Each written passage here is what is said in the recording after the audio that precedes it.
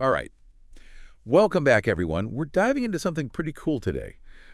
You guys submitted a lot of topics that you're really interested in, and playbook investing was one that kept coming up again and again. Yeah, it's definitely gained some traction recently. It has. So we wanted to really dig into that for you. And basically, playbook investing. I mean, is it as straightforward as it sounds? Yeah. Like you have a playbook, like in sports, and you just follow the plays. Well, at its core, yeah, you've got a set of rules, a framework for making investment decisions. So you're not just kind of winging it every time you're looking at the market. Okay, so you're not just seeing a hot stock tip on Twitter and then going all in. Right. There's a lot more thought and research and a lot less emotion involved, ideally, in the playbook investing approach. So this whole thing about removing emotion from investing, I mean, come on, we're all human, right? We kind of need that gut feeling Yeah. sometimes. Our gut can lead us astray, especially when it comes to money. Fear and greed, they can really mess with our judgment. Oh, yeah, I've been there. Tell me about it. And a playbook can really help you stick to the plan when the market gets crazy. Like when everyone's panicking and selling, you've got your playbook there saying, hold on, this is just a temporary dip, stay the course. So it's like having a set of rules to fall back on when your emotions are going haywire. Exactly. And the cool thing is you're not just pulling these rules out of thin air. They're usually based on, solid analysis, historical data, backtesting, all that good stuff. Data, data, data. Okay. So, all right, let's say I'm interested. I'm like, all right, I'm ready to create my own playbook. What kind of stuff goes in there? What are these like plays or signals that I'm looking for? So your playbook is going to be pretty unique to you, your goals, how much risk you're comfortable with. But a lot of playbook investors use things called market indicators, which are, basically signals, data points that tell you when to make a move. So it could be something like, the price of a stock. If it drops below a certain point, your playbook might say, okay, that's a buy signal. Time to jump in. Or maybe it's an economic report that comes out, like inflation numbers or something.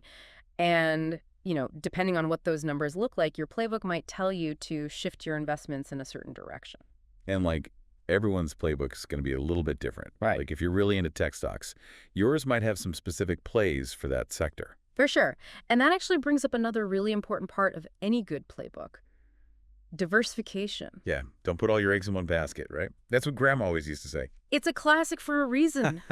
Because, no matter how confident you are in a particular stock or sector, things can change. And a well-diversified portfolio helps you weather those storms a little bit better. Okay, makes sense. But let's talk about risk for a second, because every investment comes with some level of risk, right? Like, how does a playbook actually address that? I mean, can it really protect me from losing money? So a playbook isn't about eliminating risk completely. That's just not possible. It's more about managing it in a smart way. And yeah, you're right. It can definitely help protect you from big losses. Okay, that's reassuring. So, what are some examples of these risk management plays? One common one is a stop loss order. So basically, you set a certain price for a stock that if it drops below that, it automatically sells. Okay, so it's like a safety net to prevent things from getting really, really bad. Yeah, it can help you cut your losses before they spiral out of control. And then there are things like, position sizing, which is basically how much money you put into any one investment. So not going all in on one hot stock tip. Exactly. Spreading things out a bit, diversifying, like we were talking about, is another key risk management strategy. Okay, so how do I know if a playbook is actually any good? Yeah. I can write down a bunch of rules, but how do I know if they're going to work? Great question. Yeah. That's where backtesting comes in. It's basically using historical data to see how your playbook would have performed in the past. So it's like a test run, but using data. Exactly. You're basically simulating how your strategy would have played out if you'd been using it in, say, the last 5 or 10 years of the market. Huh. But can't the market be pretty unpredictable?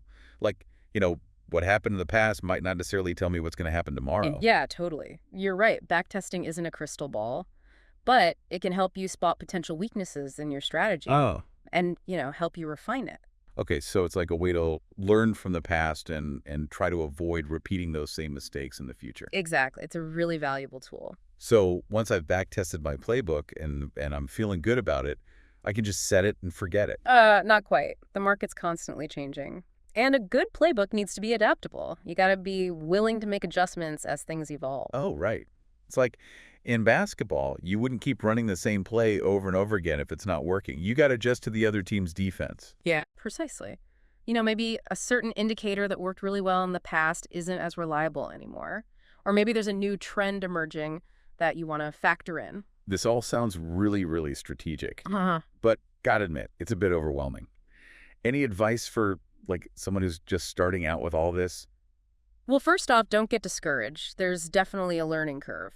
But the good news is there are tons of resources out there.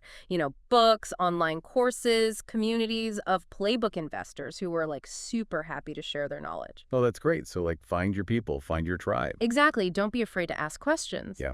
And the more you learn, the more you'll be able to like tailor your playbook to your own specific goals, your risk tolerance, all that good stuff.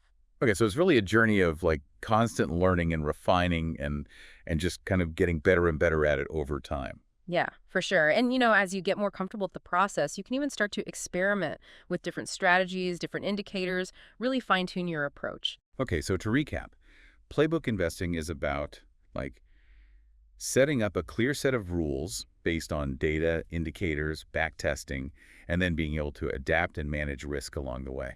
That's a great summary. And one thing that I find really interesting about playbook investing is that it's not just about the stock market. It's really a way of thinking about decision making in general. Oh, interesting. Like how so? Well, it forces you to think about like what are the rules that guide your choices, in any area of life. It encourages you to be more intentional, more strategic, less reactive. Whoa, that's pretty deep. It's like a philosophy for life almost. Yeah, kind of. It's about like taking control, being deliberate, and not letting your emotions run the show. Well, you've definitely given us a lot to think about today. Mhm. And for our listeners out there who submitted this topic, you clearly have a knack for spotting interesting and potentially really valuable strategies. Absolutely. And even if playbook investing isn't your thing, there's a bigger lesson here about taking a more disciplined and analytical approach to, well, anything, really. So whether you're picking stocks, planning a vacation, or even like deciding what to have for dinner. Yeah, having a set of rules, a framework for decision making can really help you make more informed choices. Food for thought, for sure. Yeah. Well, on that note, we're going to wrap things up for today. But keep those questions and topic suggestions coming. And until next time, happy investing, everyone. Happy investing. And maybe happy decision-making in all areas of your life. I like it.